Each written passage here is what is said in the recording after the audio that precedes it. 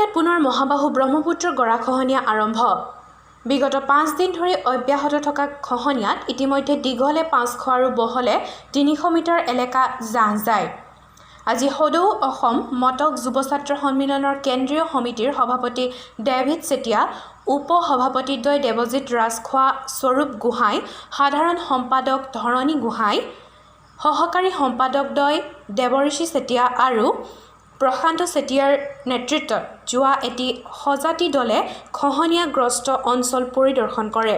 পৰিদৰ্শন কৰি কেন্দ্ৰীয় সমিতিৰ সভাপতি ডেভিড চেতিয়াই সাংবাদিকৰ আগত প্ৰতিক্ৰিয়া প্ৰকাশ কৰে যে সৰ্বপ্ৰথমে সদৌ অসম মটক যুৱ ছাত্ৰ সন্মিলনে জলসম্পদ বিভাগৰ যি মন্ত্ৰীগৰাকী আছে আমি সেইগৰাকীক আমি অপৰিপক্ক অকৰ্মণ্য মন্ত্ৰী বুলি আমি জনাইছোঁ, কৈছোঁ আপোনালোকৰ আগত।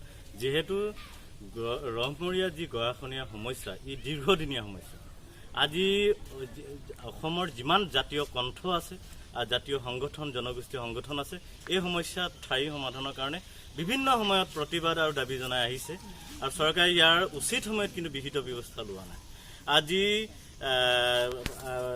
78 কোটি টকাৰ যিটো NP যি আঁচনি, NPM আঁচনি এটা লোৱা যি কোটি টকা ধাৰ্য কৰিছিলে, সেইটো আকৌ ফাণ্ড নাই বুলি যিহেতু কৈছে কেন্দ্ৰীয় মন্ত্ৰী নীতিন গাডকাৰীয়ে, ই এটা অতি দুৰ্ভাগ্যজনক বিষয়। আৰু যি 18 কোটি টকা এটা চেংচন কৰিছে, ই আকৌ বাৰিষা সময়ত কামটো আৰম্ভ কৰিবলৈ তেওঁলোকে এই প্ৰতিৰোধৰ কাৰণে তেওঁলোকে ব্যৱস্থা গ্ৰহণ কৰিছে। ই এটা অদূৰদৰ্শিতা আৰু উচিত সময়ত নিবিদা নকৰাৰ কাৰণে তেওঁলোকে এটা লৰা ধেমালি কৰিছে এই ৰহমৰীয়া অঞ্চলৰ লগতে ডিব্ৰুগড়বাসী ৰাইজৰ।